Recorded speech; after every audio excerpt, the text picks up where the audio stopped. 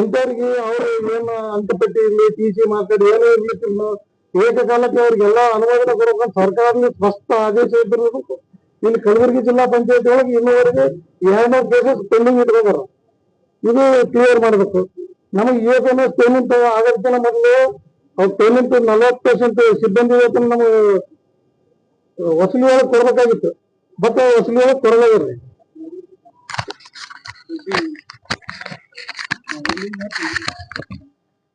ನಿವೃತ್ತಿಯಾದ ಸಿಬ್ಬಂದಿಗಳಿಗೆ 20 ತಿಂಗಳು ಪೇಮೆಂಟ್ ಕೊಡ್ಬೇಕು. ಆ ಪೇಮೆಂಟ್ ಸರಿಯಾಗಿ ಇವ್ರು ಯಾರು ಯಾವುದೇ ಪಂಚಾಯತಿಯಲ್ಲಿ ಕೊಡ್ತಾ ಇಲ್ಲ. ಈ ಎಲ್ಲಾ ಬೇಡಿಕೆಗಳು ಈಡೇರಿಸಬೇಕಂತೇಳಿ ನಾವು ಇಲ್ಲಿ ಧರಣಿ ಕೂತಿದ್ದೀವಿ. ಮಾರುತಿ ಸುಗ್ಗ, ರಾಜ್ಯ ಉಪಾಧ್ಯಕ್ಷರು, ಕರ್ನಾಟಕ ರಾಜ್ಯ ಗ್ರಾಮ ಪಂಚಾಯತ್ ನೌಕರ ಸಂಘ, ಬೆಂಗಳೂರು. ಜಿಲ್ಲೆಯಲ್ಲಿರ್ತಕ್ಕಂಥ ಗ್ರಾಮ ಪಂಚಾಯತ್ ನೌಕರ ಸಂಘ ಸುಮಾರು ತಿಂಗಳುಗಳಿಂದ ಇಲ್ಲಿ ಹೋರಾಟ ಮಾಡ್ತಾ ಇದೆ.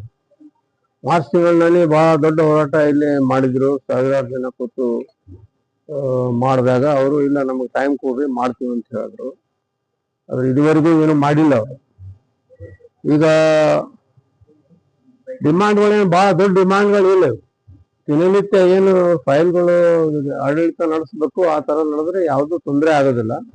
ಬಟ್ ಇವರು ಯಾಕೆ ಈ ತರ ಮಾಡ್ತಾ ಇದ್ದಾರೆ ಗೊತ್ತಿಲ್ಲ. ಒಬ್ಬರನ್ನ ಒಬ್ರು ಹಾಕ್ತಾ ಇದ್ದಾರೆ. ಈಗ DS ಅವರು ಏನ್ ಹೇಳ್ತಾರ ಅಂದ್ರೆ ಎಲ್ಲ ಕರೆಕ್ಟ್ ಇದೆ ನಿಮ್ದು, ನಮ್ ಕ್ಲಾರ್ಕ್ಗಳು ಫೈಲ್ಗಳು ನೋಡ್ತಾ ಇಲ್ಲ ಅಂತ. ಕ್ಲಾರ್ಕ್ಗಳು ಫೈಲ್ ನೋಡ್ತಾ ಇಲ್ಲ ಅಂದ್ರೆ ಇದು ನಿಮ್ದು, ನೀ ಅದಕ್ಕೆ ಅನ್ಪಿಟ್ಟಿದ್ದಿ ಅಂತ. ಈ ಕೆಲಸ ನೀ ತಗೋಬೇಕು, ನಾವಂತೂ ತಗೊಳಕ್ಕಾಗಲ್ಲ ಸರ್ ನೌಕರ ಸಂಘದವರು. ಬಹಳ ಈಗ ಗ್ರಾಮ ಪಂಚಾಯತ್ಗಳು ಸರಿಯಾಗಿ ನಡೆದ್ರೆ ಊರುಗಳು ಸರಿಯಾಗಿರ್ತಾವ, ದೇಶ ಸರಿಯಾಗಿರ್ತದೆ. ಇಂಥ ಒಂದು ಸಂದರ್ಭದಲ್ಲಿ ಇವತ್ತು ಜಿಲ್ಲಾ ಪಂಚಾಯತಿ ಏನು ಆಡಳಿತ ಇದೆ, ಜಿಲ್ಲಾ ಮಟ್ಟದ ಆಡಳಿತ ಕುಸಿದು ಹೋಗಿದೆ. ಇವನ್ನ ಚುರುಕುಗೊಳಿಸ್ಬೇಕು. ಅದಕ್ಕೆ ಬಂದಂತ ಹೊಸ ಅಧಿಕಾರಿ ಏನಿದ್ದಾರೆ, ಯಾರಿದ್ದಾರೆ ಅವರು, ಸಂಕನೂರವರು ನೋಡ್ಬೇಕಿದು. ಈ ತರ ಆಗ್ಬಾರ್ದು. ಫೈಲ್ ಯಾರು ಕ್ಲಾರ್ಕ್ ಮಾಡ್ತಾ ಇಲ್ಲ, ಅವನು ಬರಿತಾ ಇಲ್ಲ ಅಂತಂದ್ರೆ ಅವ್ನ ಮೇಲೆ ಆಕ್ಷನ್ ತಗೋಬೇಕು. ಆ ತರ ನೀವು ಏನು ಮಾಡ್ತಾ ಇಲ್ಲ, ನಿಮ್ದು ಏನು ಕೈವಾಡಿದೆ ಈ ನೌಕರಿಗೆ ತೊಂದರೆ ಕೊಡ್ಬೇಕಂತೇಳಿ ಎಷ್ಟು ಹೋರಾಟ ಮಾಡಿದ್ರು ಕೂಡ ಇದು ಮಾಡ್ತಾ ಇಲ್ಲ. ಇದು ಬಹಳ ಒಂದು ನಿಂದನೀಯವಾದಂತ ಒಂದು ಆಡಳಿತ ಇದೆ. ಈ ಆಡಳಿತ ಚುರುಕುಗೊಳ್ಬೇಕು. ಈ ಏನು ಇನ್ನೇನು ಒಂದ್ 4-5 ಡಿಮಾಂಡ್ ಏನು ಇದರಲ್ಲಿ ಏನು ಒಳ್ಳೆ ಇಲ್ಲ. ಆ ಡಿಮಾಂಡ್ಗಳಲ್ಲಿ ಸುಮ್ಮನೆ ಹಂಗೆ ಆಗ್ತಾ ಇರ್ಬೇಕು ಕೆಲಸಗಳು.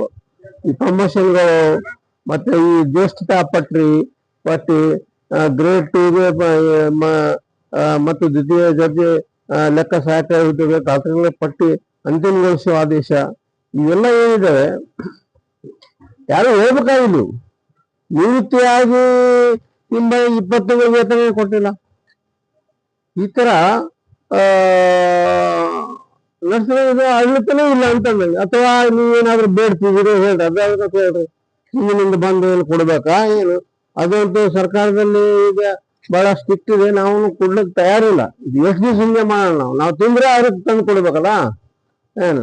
ಹಿಂಗಾಗಿ ಇದು ಬಹಳ ಆಡಳಿತ ಇದೆ, ಕುಸಿದು ಹೋಗಿದೆ ಜಿಲ್ಲಾ ಪಂಚಾಯತ್ ಆಡಳಿತ. ಈ ಹೊಸದಾಗಿ ಬಂದಂತ ಏನು ಅಧಿಕಾರಿ ಇದ್ದಾರೆ ಸಂಕನೂರವರು, ಇದನ್ನ ನೋಡ್ಬೇಕು.